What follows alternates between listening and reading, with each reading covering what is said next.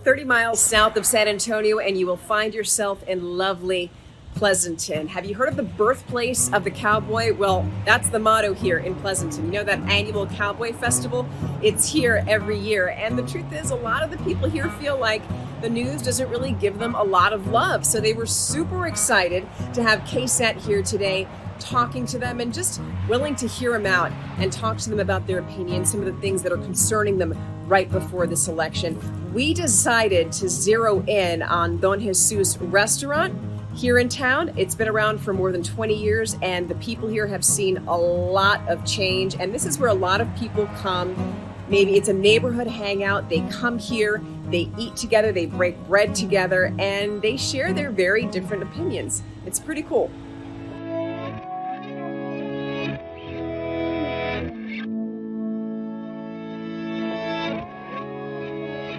There's a lot of friendly people, you know. It didn't always used to be that way, but I mean, friendly, I think it's always been friendly. But we're talking about the culture and the way that the Hispanics were treated back in the 40s and 50s. And you remember that? I remember that. Well, we've got a funeral home here, and my grandfather passed away, and his body was at the house where he lived. And I thought, to me that was scary. I didn't know why the body was there. He wasn't alive. It was something very different for me. And years later, I asked my mother, I said, why did we have him at home? Why couldn't he be at the funeral home? Because that's where everybody goes.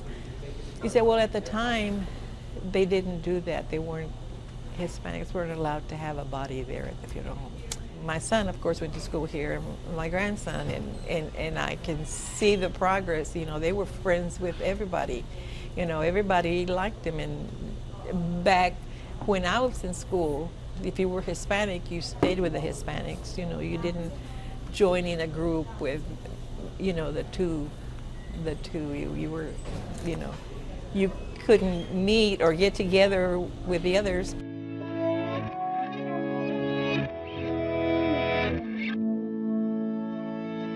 Yes, economy is definitely issues. People wondering how they're going to make it, you know, till the next paycheck. Because a lot of these people are, you know, they're veterans and they served and everything. But aside from the fact, a lot of people are retired that come here. A lot of our clientele is mainly like the older folks that like, you know, not change, but they like the same thing, the same routine.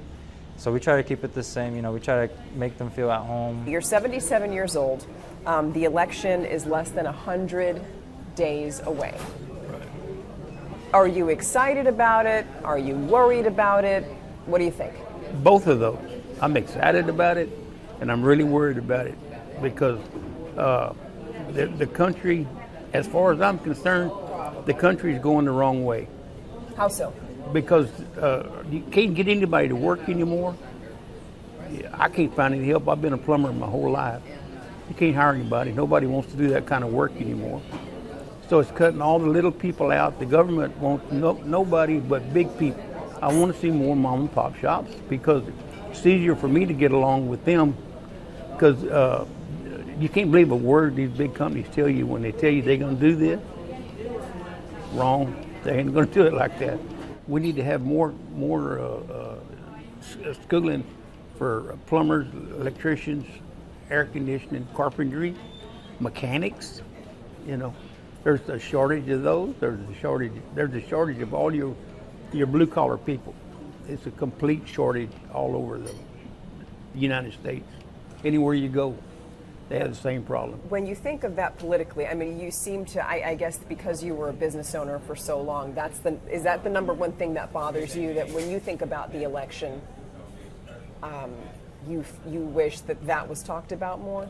Yes, I do. I wish they would concentrate more on the blue collar people than what they do with the rich people. There's only two classes, they say, but there isn't. There's three. You know, there's three. You got your rich, you got your medium class people that been in business for themselves that make good money, and you have your poor. Do you know who you're going to vote for this election? I do. Okay. Do you feel comfortable telling me? Sure. Okay. I'm gonna vote for Trump. Okay. Did you vote for him in 2020 I and did. 2016? Voted for him, Okay. and I'm gonna vote for him again. It'll be a toss-up between him and Kennedy. And I listened to Kennedy a little bit last night, but I'm pretty sure it's gonna be Trump for me. And I hope he wins, but you know.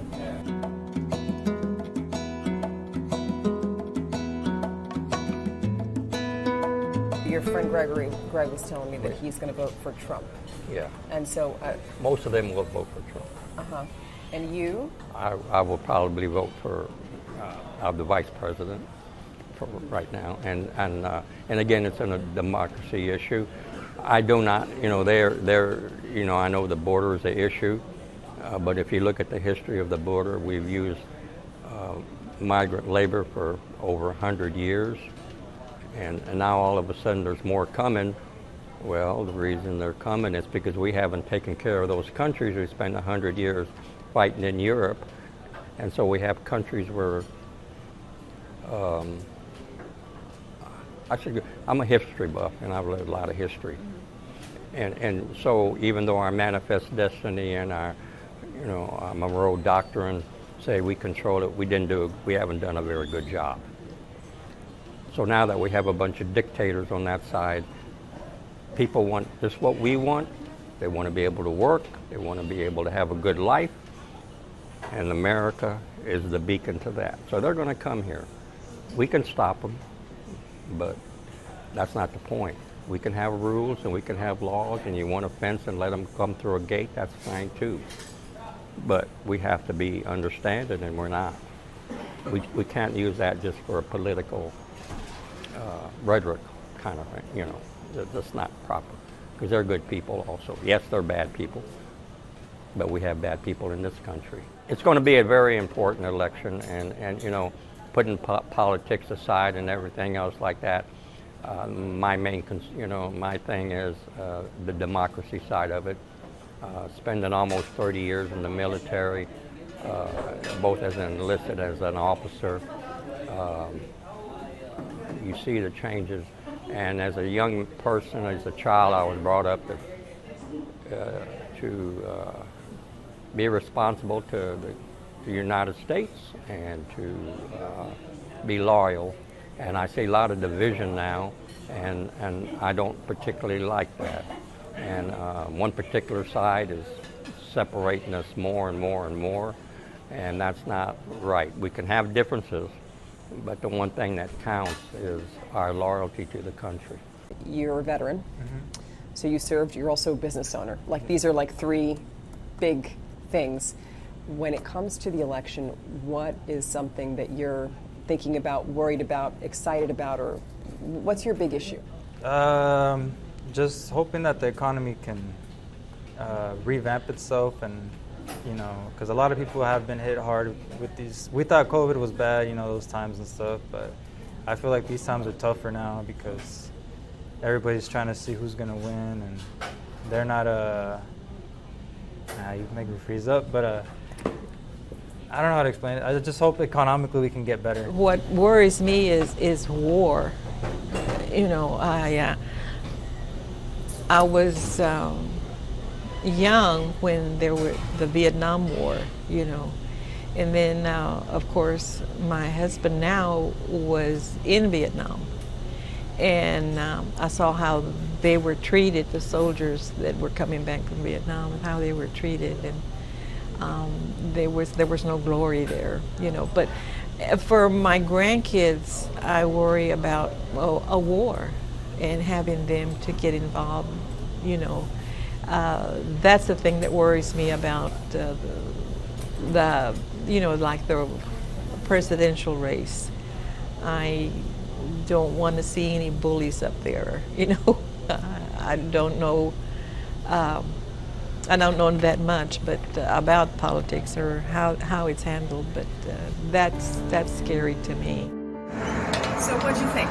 For me, I'd say Pleasanton surely lives up to its name. The people here are lovely.